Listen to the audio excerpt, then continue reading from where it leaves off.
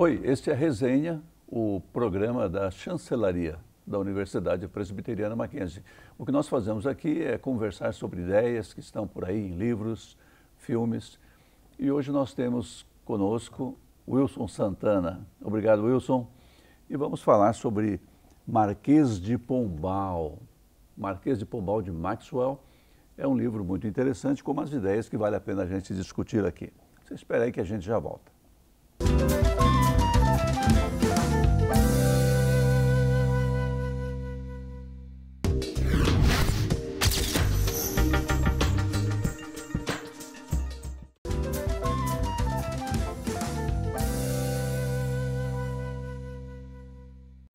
Bem, aqui está a resenha, então. Vamos falar sobre o Marquês de Pombal. Wilson, obrigado por ter vindo. Prazer. Quem foi essa figura, Marquês de Pombal? Creio que o Maxwell foi muito feliz nessa descrição, colocando como o paradoxo do iluminismo. Paradoxo do iluminismo, por que isso? Ele explica, o Maxwell explica isso logo no comecinho do livro, falando das grandes reformas propostas pelo Marquês de Pombal, mas ao mesmo tempo ele vai apresentar também determinadas atitudes que o Marquês de Pombal teve juntamente com a sua época, principalmente no caso de uma família importante chamada a família Távora e um padre jesuíta cujo nome era Malagrida. Eles foram acusados de regicídio, que falhou, e em decorrência disso, as ações da corte foram muito graves em relação a essa gente. Eles tiveram que pagar com a própria vida. Isso repercutiu muito na Europa. Quer dizer, se era iluminista, não podia proteger a vida do rei? Como é que é isso? Exatamente. Era o meio. Era o meio da época e uma situação que envolvia muito os jesuítas, né? E o Marquês de Pombal nunca teve boa disposição com os jesuítas. Então, em função disso, eu creio que essas medidas com relação ao padre Malagrida abriam um caminho muito sério para os jesuítas, porque o Marquês de Pombal, com os seus decretos, as suas medidas e as suas ordens, aos poucos ele foi tirando, né, a importância e o poder dos jesuítas dentro de Portugal. Agora, Wilson, por que implicar contra os jesuítas? Qual era o problema exatamente? Bem, é uma questão de fundo muito séria essa. Portugal ele consegue mais ou menos a sua independência em 1137. Era parte da Espanha. Nessa época, a família Borgonha começa a dominar e domina Portugal até o ano de 1380. Em 1380, inicia uma outra dinastia, que é a dinastia Aves.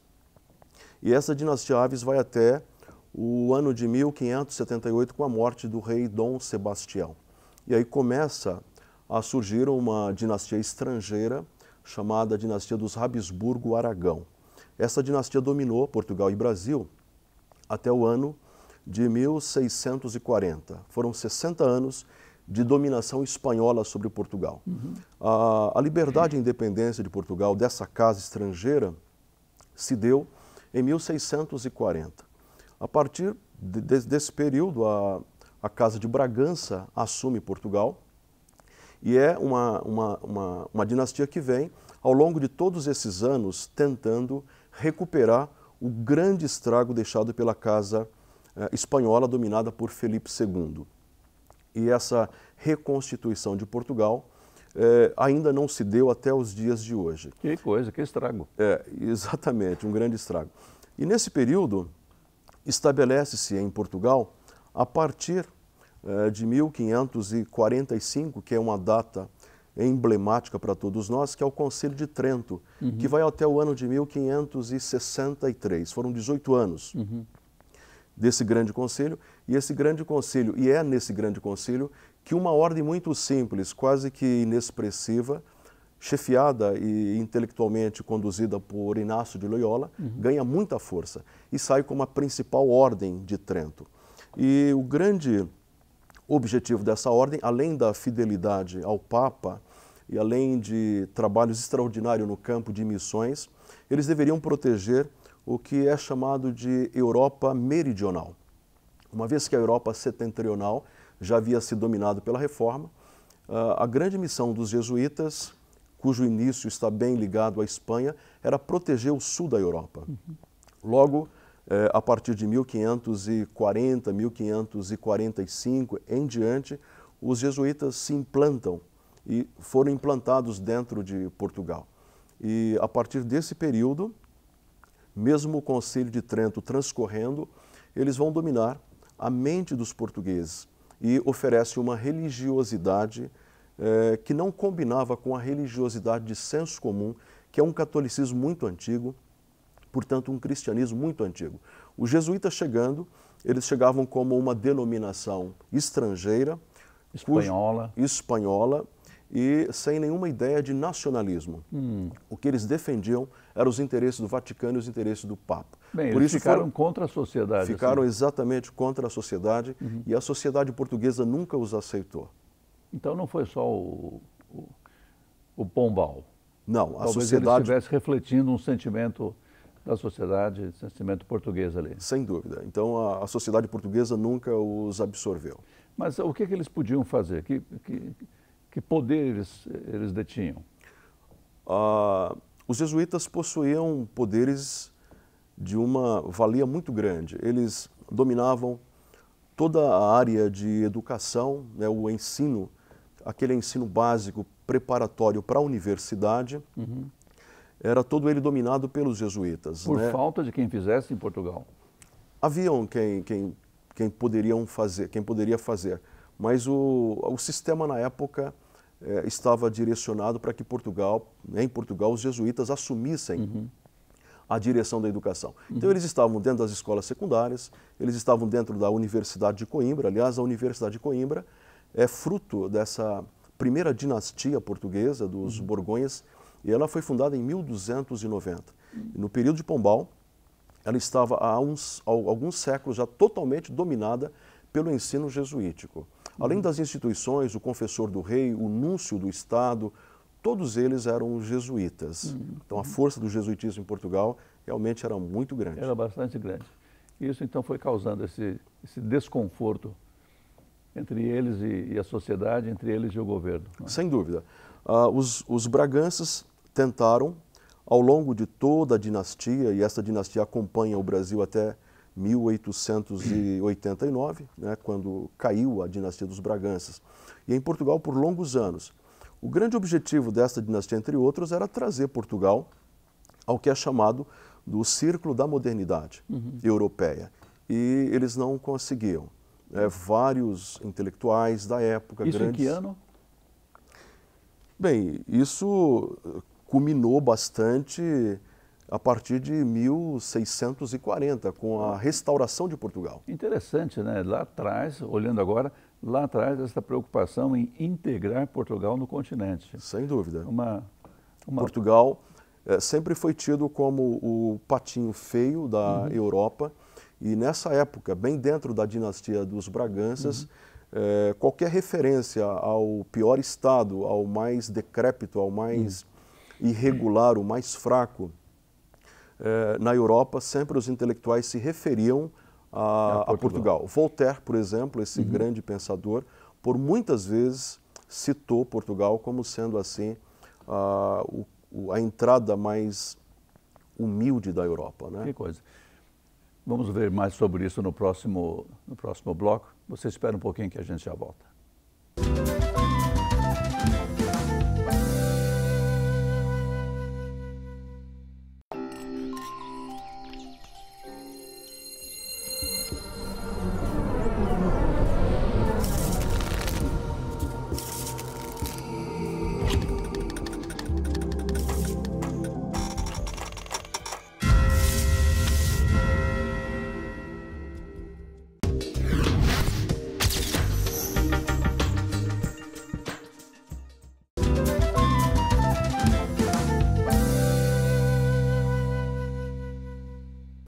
Voltamos com resenha, voltamos com Wilson e voltamos com Pombal. O que foi que ele fez? O que marcou, o que conquistou para ele seu espaço na história? Uma grande figura, Pombal. Pombal, ele nasceu em Lisboa no ano de 1699 e ele faleceu em 1782. Ele nasceu depois da época espanhola. Nasceu quase 60 anos após a época espanhola. Mas ele é fruto dessa época. A situação foi tão grave depois da saída dos espanhóis que as pratarias da cozinha da Casa Real foram roubadas pela Casa Espanhola. Então não havia sequer talheres na cozinha da corte portuguesa depois da saída da Espanha. A Espanha, ela sugou praticamente tudo, né? Os jovens, a madeira, o metal, eles não conseguiam madeira para construir seus navios, nem metal para construir armas brancas, nem armas bélicas. A situação era realmente desesperadora. E Pombal é fruto dessa época. Há alguns reis, como D. João V, que é conhecido como um rei que gastava o seu tempo mantendo relações com as freiras. Ele teve vários filhos com diversas freiras. A situação realmente não era muito boa. E finalmente chegou ao reino de Portugal D. José I.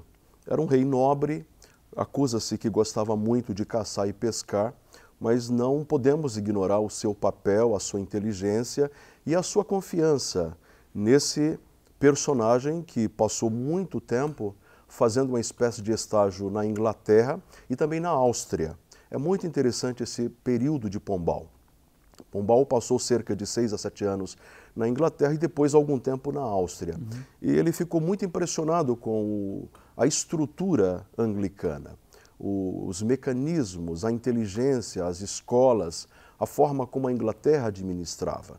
Eu não tenho dúvida que a partir desse momento, Pombal, ele não chega a assinar os cânones de comportamento do protestantismo anglicano, mas ele segue estruturalmente a inteligência, a maneira como os anglicanos protestantes administravam.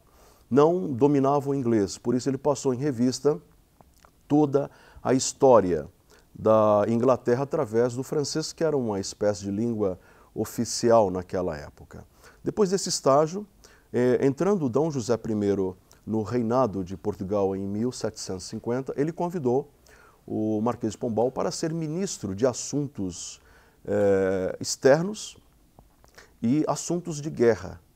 E a partir dessa nomeação, o Marquês de Pombal ele foi se tornando um personagem de muita confiança de D. José I, mostrando sua inteligência, um homem muito inteligente para a época, era um grande intelectual, ele conhecia o que ocorria na Europa mais germânica, a Europa protestante, tinha contato com excepcionais literatos e cientistas na época. Ele foi muito amigo do padre Antônio Pereira de Figueiredo, ele foi muito amigo também de Antônio Verney, homens extraordinários, latinistas, historiadores, escritores na época. E D. José I percebeu que podia realmente confiar e eu creio que ele, confiando no Marquês de Pombal, começou a oferecer possibilidades para que o Marquês de Pombal tomasse algumas atitudes sérias para trazer, portanto, Portugal a esse caminho do desenvolvimento e da modernidade.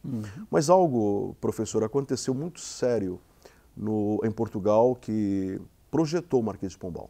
Isso ocorreu num dia, foi o 1º dia de novembro de 1755.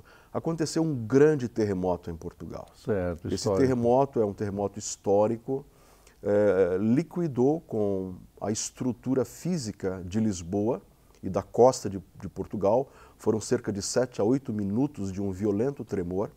Depois do terremoto, a cidade foi queimada com excesso de velas que estavam nas igrejas, porque afinal de contas era o 1º de novembro, dia de Todos os Santos. E depois disso, as ondas do rio chegaram a uma altura de mais ou menos 7 a 8 metros. Houve um tsunami. Então é dito que Portugal naquele dia, os portugueses foram esmagados, foram queimados e afogados.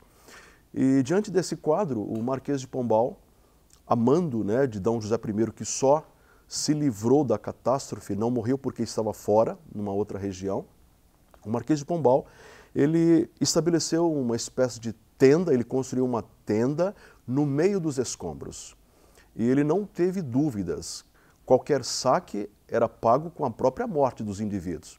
Então ele cuidou, radical ele mesmo, policiou, ele salvou os feridos, ele enterrou os mortos, ele cuidou daquele catástrofe.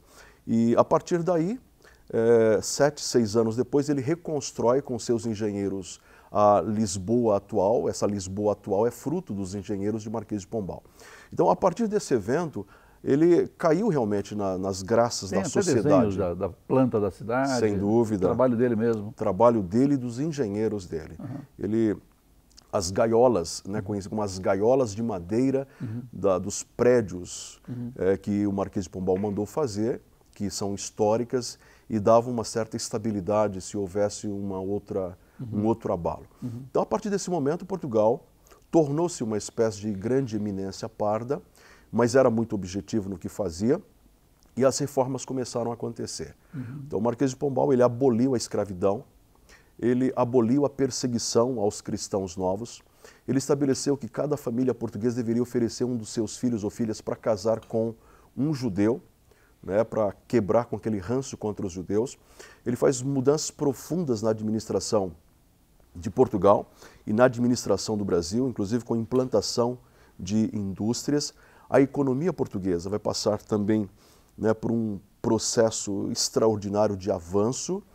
Ele vai controlar a alfândega do Brasil, vai impedir o avanço da dominação jesuítica em algumas reduções aqui no Brasil, principalmente no Amazonas. Ele vai fazer profundas mudanças, inclusive estatutárias, na Universidade de Coimbra.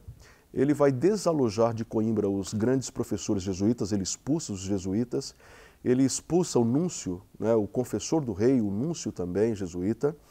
Ele expulsa os jesuítas de Portugal em 1759 e expulsa muito amado, hein?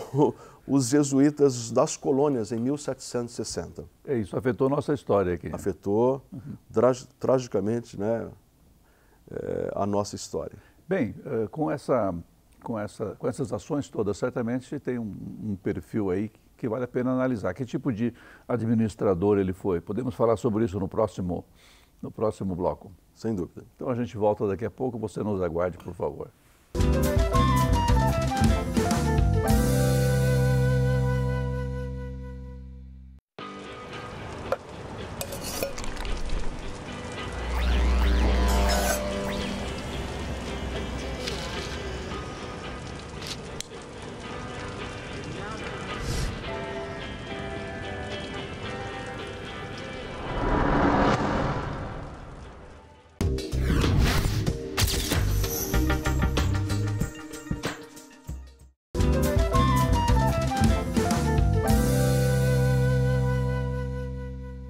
Voltamos com resenha e estamos apreciando essa figura histórica muito interessante, o Marquês de Pombal, e os efeitos produzidos aqui na nossa história também, por suas iniciativas.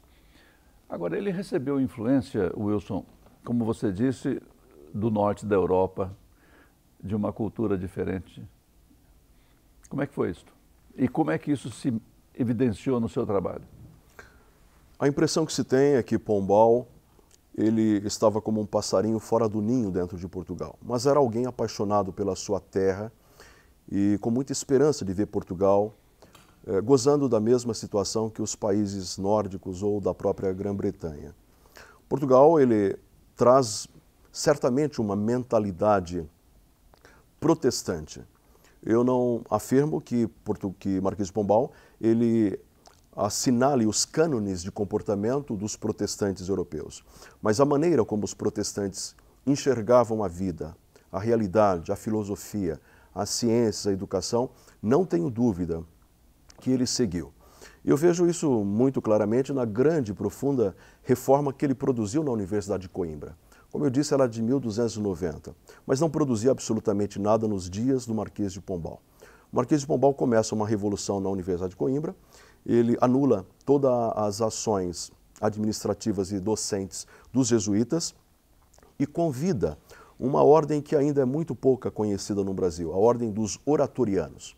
É uma ordem fundada por Felipe de Neri no ano de 1564, que combinava, né, coincidia com o fim do Concílio de Trento. Portanto, os oratorianos eles foram criados para ajudar os jesuítas no grande trabalho que os jesuítas teriam para auxiliar o catolicismo nessa nova empreitada. Mas os oratorianos não conseguiram caminhar com os jesuítas. Eram padres seculares e ligados ao pedagogismo, grandes educadores. E eles nunca conseguiram caminhar com os jesuítas. Tornaram-se grandes inimigos dos jesuítas. E esses oratorianos foram convidados para assumir a Universidade de Coimbra. E assumiram a Universidade de Coimbra. Vários autores vão dizer que foi o melhor período, o grande período na história da Universidade de Coimbra, foi com a presença dos oratorianos. Eles eram jansenistas, portanto, eles traziam muito da teologia agostiniana. Os jansenistas eram chamados de criptos calvinistas ou de católicos calvinistas. E os oratorianos desenvolveram um trabalho excepcional na universidade, fazendo mudanças radicais. Inclusive o padre Antônio Pereira de Figueiredo, que era um grande latinista, e vai também contribuir com essa reforma. Essa reforma é interessante porque os grandes livros lidos na época dos oratorianos na Universidade de Coimbra eram livros protestantes.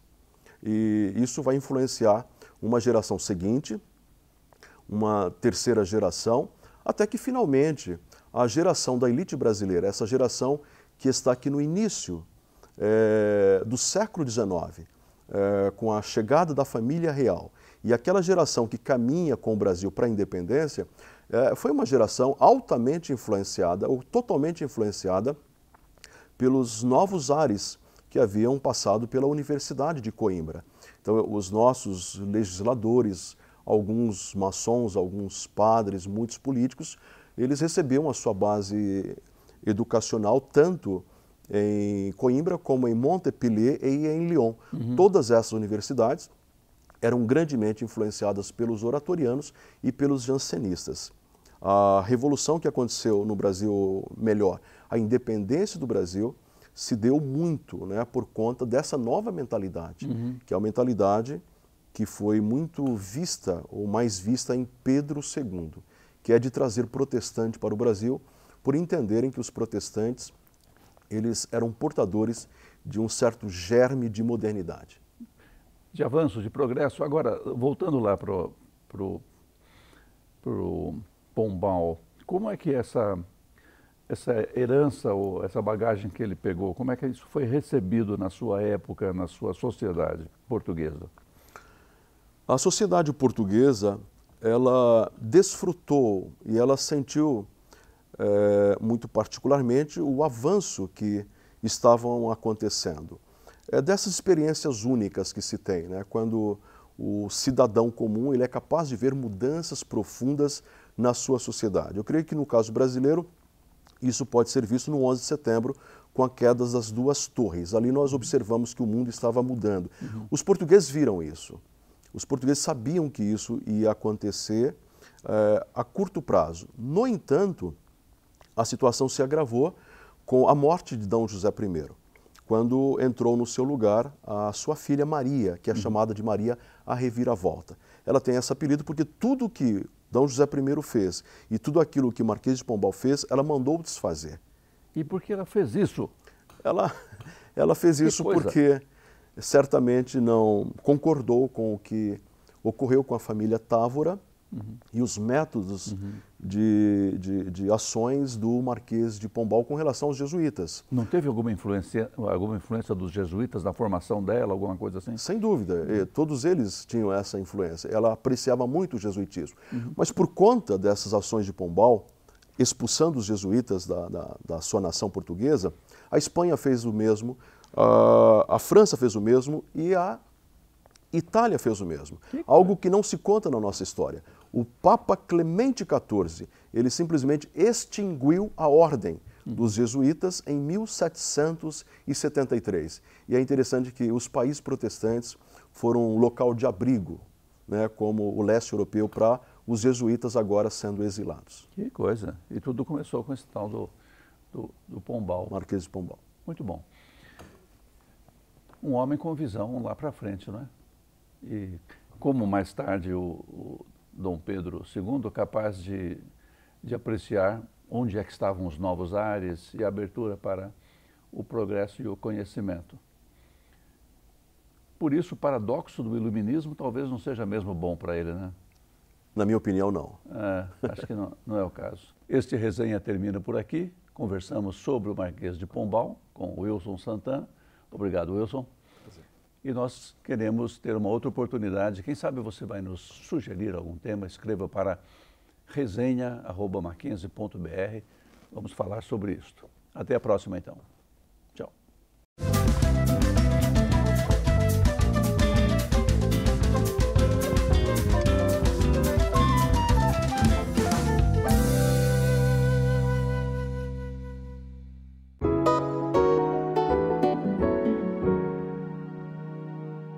São inúmeros livros que eu posso recomendar.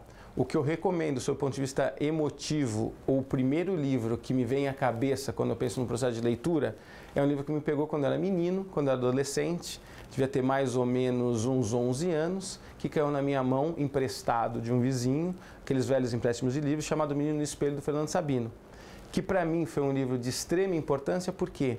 Porque é como se ele tivesse aberto para mim as portas da leitura. Fernando Sabino escreve Menino no Espelho, que é uma história de um menino que se chama como ele, Fernando, que tem uma grande amiga, que é a Mariana, e tem outros comparsas, por assim dizer. Então ele faz um apanhado dele adulto, revendo a criança que ele era no quintal da casa, conta todas as bagunças, aquela epopeia mesmo da infância, suas aventuras, o primeiro amor, a briga com o valentão da escola, a casa mal assombrada, quando ele ficou perdido na selva, quando ele aprendeu a voar, a galinha que ele salvou, que ia virar galinha ao molho pardo, que ele chamava de Fernanda, inclusive. Em verdade, é toda a história da infância.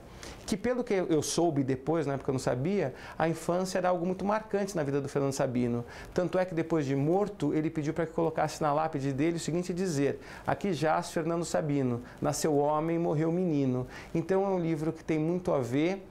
É muito complicado falar que é a história do próprio autor, mas que pelo que ele diz depois em outras entrevistas, em outros momentos nós podemos achar, é que tem um pouco a ver, de uma maneira fantasiosa, é óbvio, com a própria vida dele quando criança em Minas Gerais.